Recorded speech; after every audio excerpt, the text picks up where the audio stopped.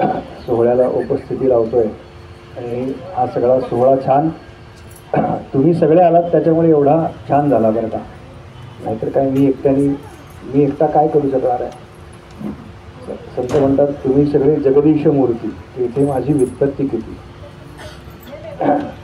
पण या बसा बसा बसा पण या सोहळ्याला खऱ्या अर्थाने ज्याला आपण म्हणतो ना 4 चांद लावले, हा शब्द वगैरे किती चुकीचा आहे. पण हा सोहळा अधिक रंगतदार ज्यांच्यामुळे झाला ना, तर ते कोण असतात, तर ते बुवांचे हात असतात बरं का. हात म्हणजे हार्मोनियम आणि तबला असे ते हा आणि त असतात बरं का. तर तबल्यावरती आमचा ओंकार आहे बरं का, उभा राहून. ओंकार सेकंड इयरला BComच्या सेकंड इयरला आहे आणि उत्तम तबला वाजवतो. अनेक वर्ष शिकतोय, अजूनही शिकतोय. तबला विशारद झाला बरं का. या वर्षी का गेल्या वर्षी 23मध्ये.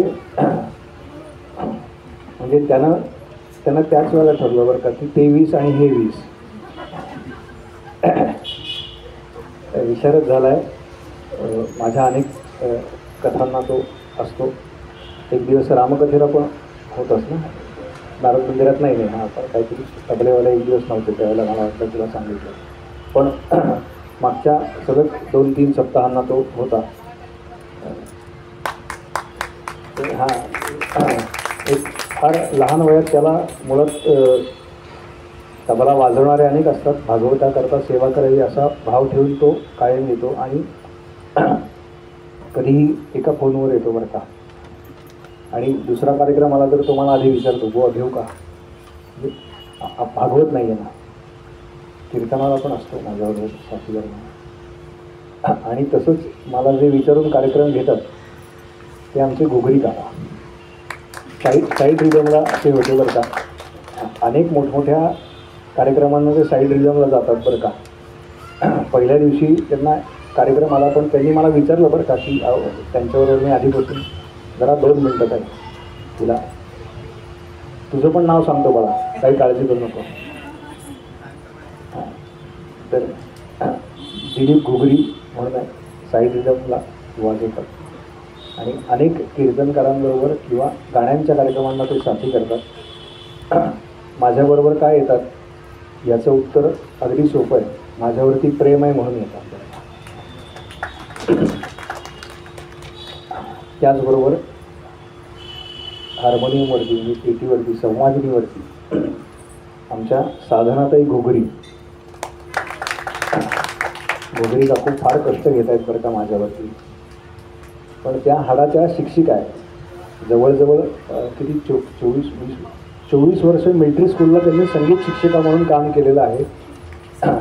सेंट्रल स्कूलला होत्या त्या लोहगावला पहाटे. म्हणून मी म्हणलं ना पहाटे 4:30ला उठायचं. काल तो विषय झाला बघा. तर त्यांना ते अगदी सहज आहे सगळं आवरायचं. आणि 7 वाजताच्या शाळेमध्ये रोज 10 किलोमीटर आणि मग पुन्हा संध्याकाळी त्यांचे घरी गाण्याचे वर्ग असतात. म्हणजे त्यासुद्धा इथे येत आहेत त्या भागवताच्या प्रेमापोटी बरं का आणि माझ्या प्रेमापोटी. दोघंही काका माझ्या प्रेमापोटी येत आहेत भागवताच्या. आणि गंमत सांगतो, काकूंकडे मोठी हार्मोनियम आहे बरं का. पण ही त्यांनी खास कधी भागवताला जावं लागलं तर वाजवायला त्या बाहेर शक्यतो जात नाहीत, कारण त्यांच्या घरीच भरपूर व्याप असतात. या उद्देशानं त्यांनी हार्मोनियम घेतली आणि आमचं सलग 8वं भागवत आहे बरं का. आता या एवढ्यात बरं का डिसेंबर जानेवारी नंतर सलग कार्यक्रम चालू आहेत. म्हणजे तुम्हाला गंमत सांगतो, ही कथा सुरू झाली ना त्याच्या आदल्या दिवशी खरं तर 1 सप्ताह संपला होता बरं का. त्यामुळे मी इथे काही कथा सांगायला सुरुवात केली की मला वाटायचं अरे ही तर सांगून झाली बरं का आपली. पहिले 2 दिवस माझे खरे त्याच्यात गेले बरं का. पहिलं भागवत संपलं आहे आणि दुसरं वेगळं सुरू झालं. त्या गडबडीत मला असं अरे हे सांगितले ना आपण काल, हे सांगितले आपण काल, असं व्हायचं बरं का. आणि हे हे हे तिघेही कायम बरोबर असतात. आणि त्याचबरोबर आमच्या सगळ्यात ज्येष्ठ भगिनी दंडवते काकू, ह्या त्यांच्याकडे भागवत झालं आणि त्यांना फार, त्यांना परवा घोगरी काकूंनी विचारलं बरं काय, तुम्ही कसं काय सलग येतात बरं का, त्या काही श्रवण आला काही नाही बरं का, हेतू एकच श्रवण. तर त्यांना परवा रिक्षेमध्ये विचारलं बरं का घोगरीमध्ये की कशा काय येतात तुम्ही, एवढी सलग भागवत, काही यायचं ऐकायचं जायचं. त्या म्हणल्या बुवांनी काय सांगितले कथेमध्ये, कृष्ण हा सगळ्यांना आकर्षून घेतो ना, तसं म्हणाले मला कृष्णाने आकर्षून घेतलेलं आहे. आणि म्हणून मी अखंड, त्यांचे वडील फार मोठे कीर्तन करायचे बरं का, त्यांच्यासमोर मी आम्ही काय सांगणार म्हणा, पण तरी त्यात तेवढ्याच निष्ठेने रोज ऐकायला बसतात बरं का. हे फार विशेष आहे.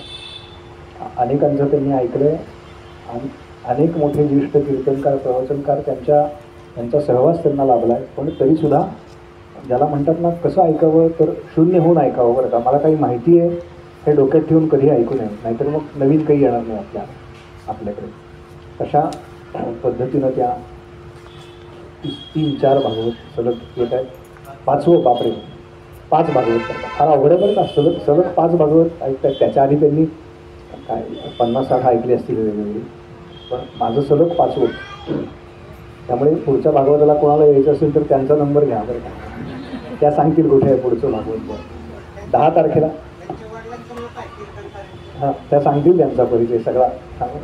आणि त्यांना म्हणजे असं म्हणतात की यशस्वी पुरुषाच्या मागे एक स्त्री उभी असते, त्यामुळे तो यशस्वी असतो. तर आमच्या काकूंच्या पाठीमागे दंडवते काका उभे आहेत बरं का. ते सगळ्या त्या कार्यक्रमाला ते चक्र बरं आहेत बरं का खऱ्या अर्थाने. सारथी महत्वाचं आहे.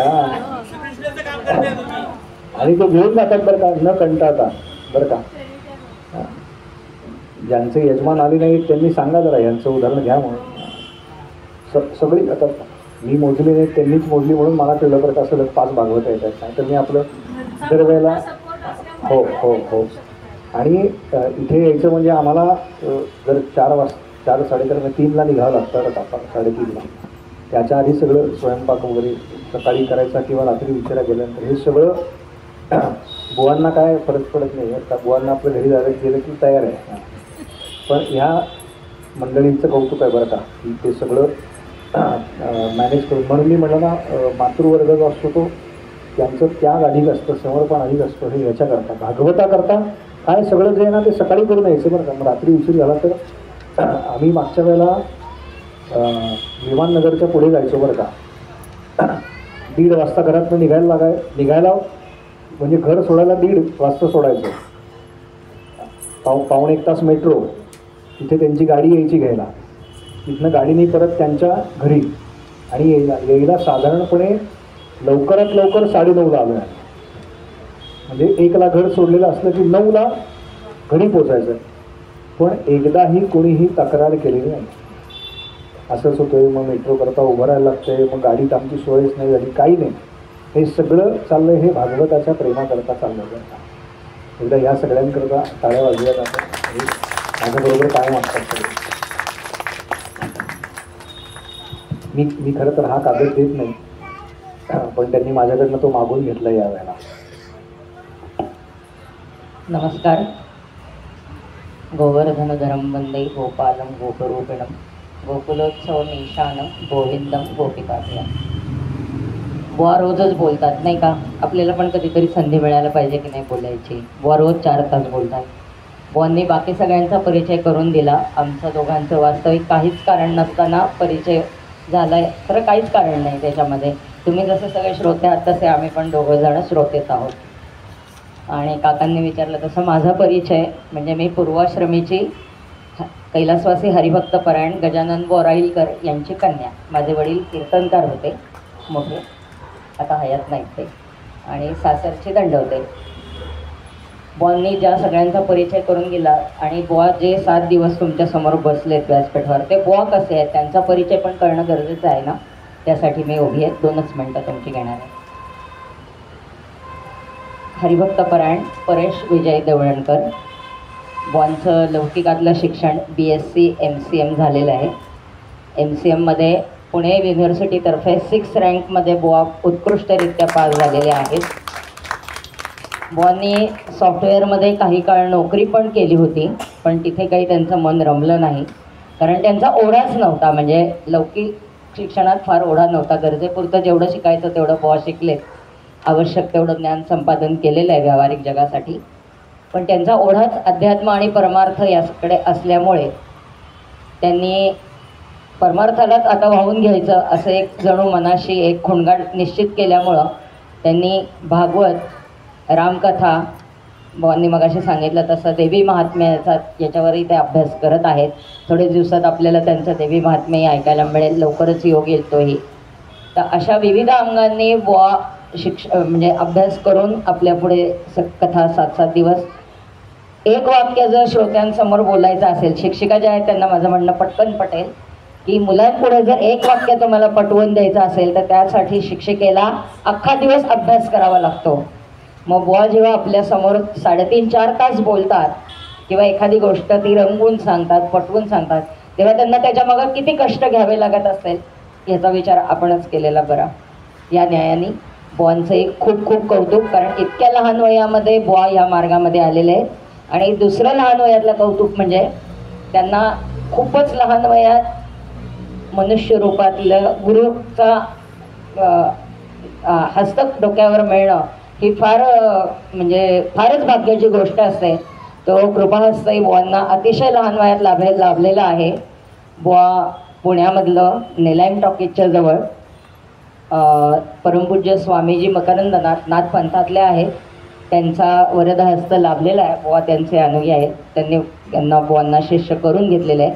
खरं तर बुवांचा माझा परिचय म्हणजे मी बुवांना जे ओळखत होते पूर्वीचे, ते नारद मंदिरात बरेच कार्यकाळ माझे वडील अध्यक्ष असल्यामुळे पुण्यातली एकमेव कीर्तनकारांची संस्था ही जवळपास आज 145 वर्षाची संस्था आहे की जिथे महर्षी नारदांचं आणि व्यासांचं असं मंदिर एकत्र असलेलं महाराष्ट्रातलं एकमेव मंदिर आहे माझ्या माहितीप्रमाणे. तर तिथल्या कीर्तन संस्थेच्या पदावरती बुवा आहेत आणि तिथे कीर्तन शिकणारा एक मुलगा म्हणून बुवांचा माझा परिचय होता, पूर्वीचा जुना परिचय सांगते मी हा. पण तिथून पुढे नंतर मला एक दिवस हे घरी आले आणि हे म्हणले देवळणकर म्हणून कोणीतरी आहेत आणि ते रामकथा सांगतायत. मी म्हटलं कोण आहे? नारद मंदिरातलं मला माहीत नाही असं सहसा नाही होत. म्हणजे आता नवीन विद्यार्थी जे घडतात ते सगळे परिचित नाहीत अर्थात, पण म्हटलं जुन्या ह्याच्यातलं तर मला माहीत नाही असं नक्कीच होणार नाही नारद मंदिराशी संबंधित. म्हणून आम्ही एक दिवस गेलो, मग बघितलं तर बुवाच होते. आणि तिथून पुढे मग मी ठरवलं की बुवा जेव्हा सांगतात सदा सेव्या सदा सेव्या सदा सेव्या, तर ज्यांना जिथं शक्य आहे, मी म्हणणार नाही प्रपंच आपले नित्यकर्म डावलून कोणताही भगवंत असं सांगत नाही आपलं नित्यकर्म डावला आणि तुम्ही हे काम करा, पण जिथे शक्य आहे तिथे आळस न करता नक्की याचा आस्वाद घ्या, हीच भगवंताच्या चरणी प्रार्थना करते आणि माझे 2 शब्द थांबवते. धन्यवाद. अजून एक गोष्ट सगळ्यांकरता सांगतो. मार्च महिन्यापासून, पुढच्या महिन्यापासून उपनिषद अभ्यास वर्ग असा अभ्यास वर्ग मी चालू करतो. म्हणजे आपल्या उपनिषदांमध्ये नेमकं काय लिहिलेलं आहे, नुसतं आपण म्हणतो ना उपनिषद आणि वेदांमध्ये हे सांगितलं आहे आणि उपनिषदांमध्ये हे सांगितलं आहे, तर सगळा जो वर्ग आहे, पहिलं उपनिषद आत्ता घेतलं आहे ईशावास्य, ईश उपनिषद ज्याला म्हणतात ते, तर त्याचा अभ्यास वर्ग ऑनलाईन पद्धतीने होणार आहे. गुगल मीटवरती तो आहे.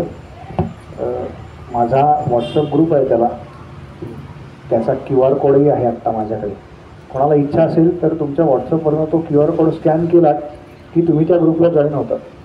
आठवड्यातून एक दिवस सोमवारी 8 ते 9 एवढ्या कालावधीत तुम्ही कधीही तो म्हणजे ऐकू शकता. त्याचं रेकॉर्डिंग तुम्हाला मिळणार आहे आणि याला ऐच्छिक दक्षिणा आहे बरं का. म्हणजे तुम्ही अमुकच घ्या आणि तरच वर्गाला या असं काही नाही आहे. साधारणपणे एका उपनिषदाला 3 महिने लागतील असा अंदाज आहे. मार्च एप्रिल थोडं पुढे मागे 18 श्लोक आहेत त्याच्यामध्ये पहिल्या उपनिषदात. तर ज्यांना इच्छा आहे, ज्यांना ऐकायचं आहे तर त्यांनी नक्की त्याला जॉईन व्हा. आपल्याला घर बसल्या हे सगळं मिळणार आहे. त्यामुळे ते त्याची मुद्दाम मी अनाऊन्समेंट केली. माझ्याकडे QR कोड आहे, तुमचा व्हॉट्सअप उघडायचा आणि व्हॉट्सअपच्या कॅमेऱ्याने ना काय हा सांगेल बरं का, हा एकदम टेक्निकल पक्का आहे. मागच्या वेळेला आम्हाला कळतच नव्हतं नेमकं काय, त्यांनी ह्याच्याकडूनच समजून घेतलं. जे जे आपण असं ठावे ते इतरांचं शिकवावे म्हणून त्यांना मला शिकवलं ते बरं का. तर तुम्ही जॉईन व्हा. कधी काय महिन्या 2 महिन्यांनी वाटलं काय काय चाललंय नेमकं उपनिषदात काय लिहिलं आहे ते ऐकावं, तर तुम्हाला ऐकायला मिळेल. त्याचे व्हिडिओ तुम्हाला बघायला मिळणार आहे. त्यामुळे काही काळजी करू नका आणि अजिबात भीती बाळगू नका आणि खात्री बाळगा. दोन्ही गोष्टी की आपल्याला पहिल्या श्रवणात काहीही कळणार नाही आहे म्हणून ते पुन्हा पुन्हा ऐकण्याकरता ती सोय आहे. ज्यांना इच्छा आहे तरुण वर्गाने वाच, मी तर सांगितलं म्हणजे कळतं आपल्या उपनिषदात काय लिहिलं आहे, आपल्याकडे काय कथा आहे, पुराणांमध्ये लिहिलं काय नेमकं. तर याच्याकरता ते आहे. श्लोक म्हणू आणि मग आरतीकडे जाऊ. श्लोक आता सगळेजण चालित म्हणतात. आज ते कागद परत करायचे आणि उद्या जाताना हे सगळे कागद घेऊन जायचे आहे. उद्या सकाळी 10 ते 12 अशी कथा होईल. त्याच्यानंतर भोजन प्रसाद होईल. श्रीमद भगवद्गीता 12वा अध्याय आणि विष्णू सहस्रनाम हे आपल्याला उद्या म्हणायचं आहे. ज्यांच्याकडे पुस्तक आहे त्यांनी ते घेऊन या. एकत्र म्हणून गोविंद मेरी प्रार्थना है, भूलू न मैं नाम कभी तुम्हारा, निष्काम होके दिन रात गाऊं, गोविंद दामोदर माधवे की, गोविंद दामोदर माधवे की, हे कृष्ण हे यादव हे सखेती, यारे जरा तो मन में विचारो, क्या साथ लाए क्या ले चलोगे, साथी न कोई हरि को पुकारो, गोविंद दामोदर माधवे की,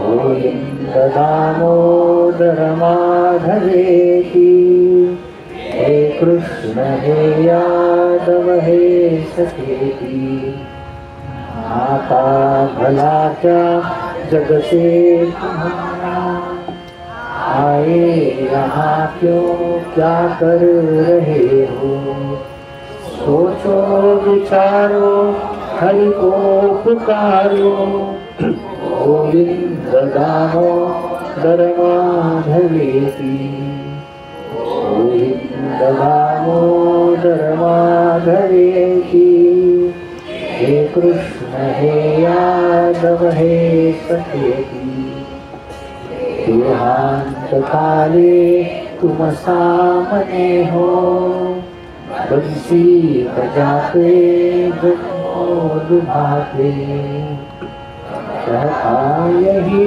मैं तननाथ त्यागूं, गोविंद दामोदर माधवे की, गोविंद दामोदर माधवे की, हे कृष्ण हे यादव हे सखेती, गोपाल कृष्ण भगवान की जय, गोपाल कृष्ण भगवान की जय, गोपाल कृष्ण भगवान की जय.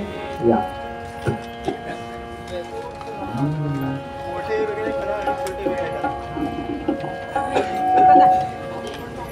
जय हो जय श्री भागवता, आरती करू तुझ भगवंता, जय हो जय श्री भागवता, आरती करू तुझ भगवंता, श्री शुक मुनि ने परम भक्ति ने नाना परिने ले जा हरि चरिता, आरती करू तुझ भगवंता, जय हो जय श्री भागवता, आरती करू तुझ भगवंता, वेदतरुचे मधुर फळ साधुर सेवे सोज्वळ आत्मारा मनुनी सकल जन सुफळ फळवणी आणि अवनी तीन धरणी जगतरणी दीपचिता आरती करू तुझ्या भगवंता जय हो जय श्री भागवता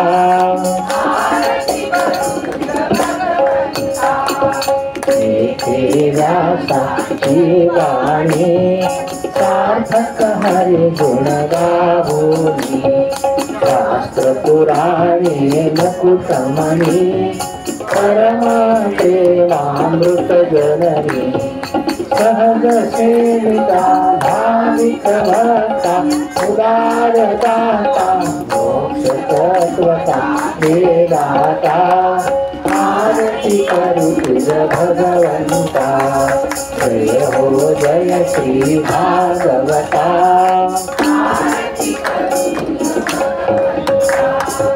जमते जनु मानस तीर्थ मानस सोपाने युक्त निर्मल भक्ति जले भरित हरे हरे हंस तीर्थ लोक सुखमळे संत निजपुरे हे गुणे रमले हरपले रसपीता आरती करी तुझा भगवंता जय हो जय श्री भागवता आरती करी तुझा भगवंता अपार महिमा ग्रंथाचा जगवेना पूर्णासाचा प्राणती कीर्तनकारांचा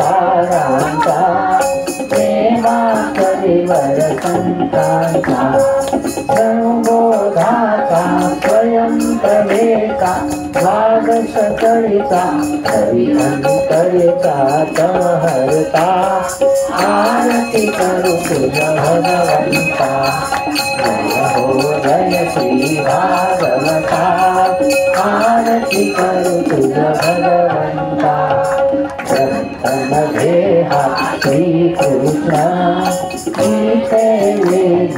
मन पूर्ण शरण्य होता या शरण सचित करे जन्म मरण पिता पदाती चिरये शांती नाथ हे मगती कृष्ण पदी ठेवू माता आरती करू तुझ भगवंता जय हो जय श्री भागवता आरती करू तुझ भगवंता आरती करू तुझ भगवंता आरती करू तुझ भगवंता गोपाल कृष्ण भगवान की जय गोपाल कृष्ण भगवान की जय गोपाल कृष्ण भगवान की जय उपासनेला दृढकाल लावे देव संतासी सदा लावे सत्कर्मयोगे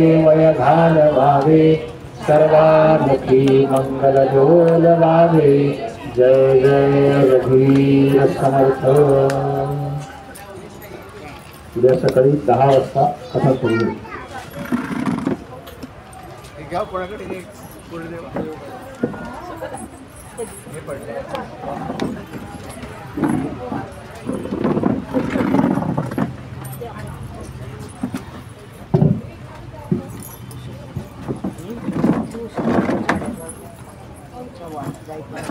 साडी